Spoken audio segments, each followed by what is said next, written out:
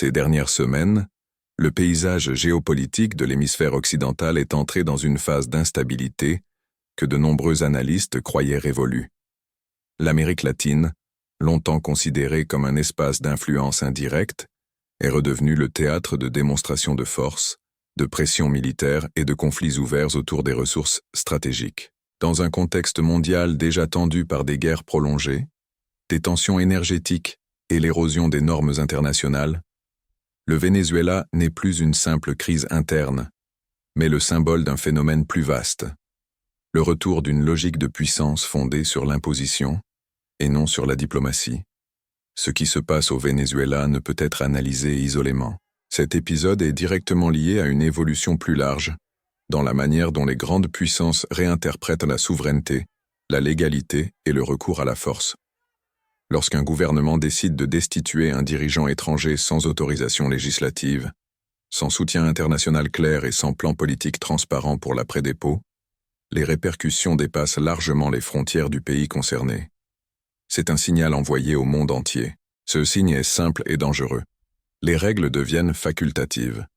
L'opération qui a abouti à la chute du régime vénézuélien n'était ni un acte impulsif, ni une réaction d'urgence. Elle résultait d'un processus graduel, perceptible pour quiconque a suivi les mouvements stratégiques des États-Unis ces dernières années. Le déploiement progressif de troupes, l'intensification de la présence navale dans les Caraïbes et le discours de plus en plus agressif envers l'Amérique latine indiquaient qu'un changement de posture était en cours.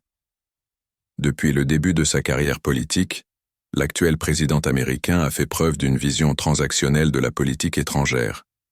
Les pays ne sont pas des partenaires, mais des actifs.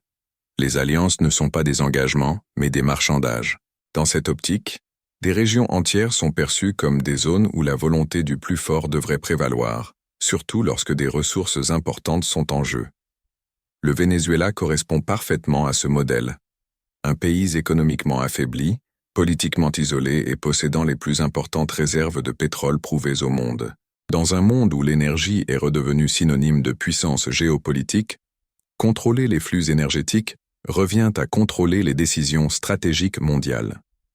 Ce n'est pas un hasard si le discours officiel a rapidement fait comprendre que l'objectif de l'opération n'était ni la lutte contre le trafic de drogue, ni la promotion de la démocratie, mais bien l'accès direct au pétrole vénézuélien.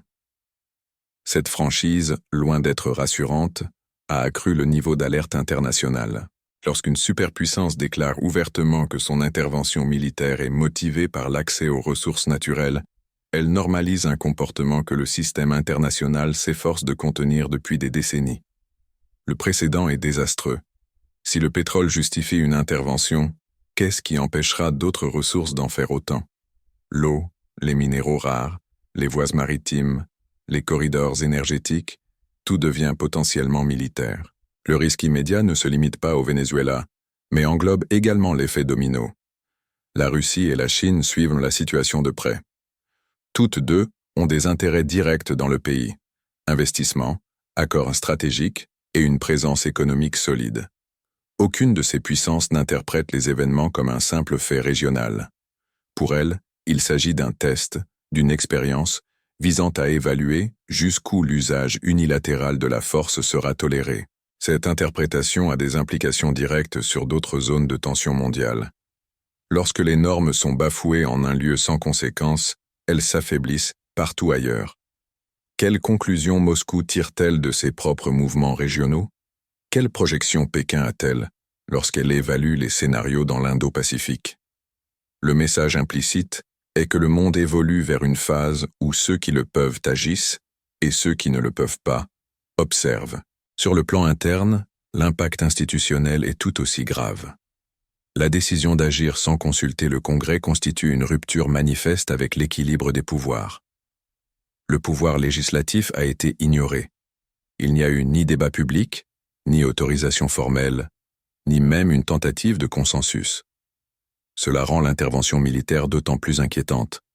Un précédent constitutionnel qui concentre un pouvoir extrême entre les mains de l'exécutif. Lorsque ce type de décision devient la norme, le contrôle démocratique sur la politique étrangère disparaît. Les opérations militaires sont alors menées comme des instruments de pouvoir personnel et non plus comme des choix stratégiques d'État. Le coût de cette situation n'est pas seulement politique, il est aussi financier, social et humain. Le maintien de troupes à l'étranger, la protection des intérêts des entreprises, la reconstruction des infrastructures et la pérennisation d'une présence militaire exigent des ressources considérables. Ces ressources ne surgissent pas de nulle part. Elles sont prélevées sur d'autres secteurs, détournées des priorités nationales, alors même que la population est confrontée à des pressions croissantes liées au coût de la vie, aux services publics et à la stabilité économique. Il subsiste également l'illusion tenace selon laquelle la destitution d'un dirigeant résout automatiquement une crise. L'histoire récente démontre exactement le contraire. Les changements de régime imposés de l'extérieur tendent à engendrer des vides de pouvoir, des conflits internes et des cycles de violence prolongés. Le Venezuela présente tous les éléments classiques de ce risque, des forces armées politisées, des institutions affaiblies et une société profondément divisée. Dans ce contexte, le risque d'instabilité prolongée est élevé.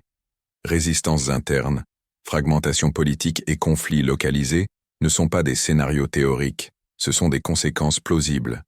Et chaque nouvelle source de tension amplifie l'implication extérieure, créant un cycle difficile à endiguer. Un autre point crucial concerne la position adoptée vis-à-vis de l'opposition vénézuélienne elle-même. Les dirigeants qui pensaient qu'une harmonisation rhétorique leur garantirait un soutien politique ont vite déchanté. Ils n'entraient pas dans le calcul stratégique. L'objectif n'a jamais été de promouvoir une transition démocratique inclusive, mais de lever un obstacle précis et de négocier directement avec quiconque était prêt à garantir un accès sans restriction aux ressources stratégiques. Cela déconstruit tout discours moralisateur. Lorsque la rhétorique des droits de l'homme disparaît dès qu'elle cesse d'être utile, il devient évident qu'elle n'a jamais été le moteur de l'action. Le critère devient simple. Ceux qui favorisent les intérêts stratégiques restent. Ceux qui les entravent sont écartés. Ce modèle rappelle un passé que beaucoup croyaient révolu, un monde divisé en zones d'influence où les gouvernements servaient les intérêts extérieurs. En ressuscitant cette logique, les États-Unis érodent l'ordre international même qu'ils ont contribué à bâtir après des conflits mondiaux dévastateurs. Les règles existent précisément pour empêcher que la force brute ne devienne le seul langage des relations internationales. La rhétorique agressive employée par les principales autorités de sécurité nationale ne fait que renforcer ce constat. Il ne s'agit pas seulement de style ou de propos incendiaires. Le langage influence les comportements. Lorsque les dirigeants s'expriment comme s'ils étaient constamment sur un champ de bataille, la diplomatie perd du terrain et le risque d'erreur d'appréciation augmente de façon exponentielle. Le plus grand danger réside cependant dans la suite des événements. Si cette action ne rencontre pas une résistance politique interne soutenue, rien n'empêchera son application dans d'autres pays de la région. L'Amérique latine sera une fois de plus traitée comme un échiquier ouvert, où les manœuvres militaires se substitueront aux négociations et aux pressions économiques. Sur le plan intérieur, cette politique se heurte frontalement aux véritables priorités de la population. Tandis que des ressources sont englouties par les opérations à l'étranger, les problèmes internes demeurent irrésolus. Ce décalage engendre une usure politique et commence à semer la discorde, même au sein de la base électorale. Lorsque les citoyens commencent à s'interroger sur la raison pour laquelle leurs impôts financent des entreprises étrangères, alors que leur propre situation se dégrade, le consensus s'effondre. Le contexte actuel est donc marqué par un risque systémique élevé.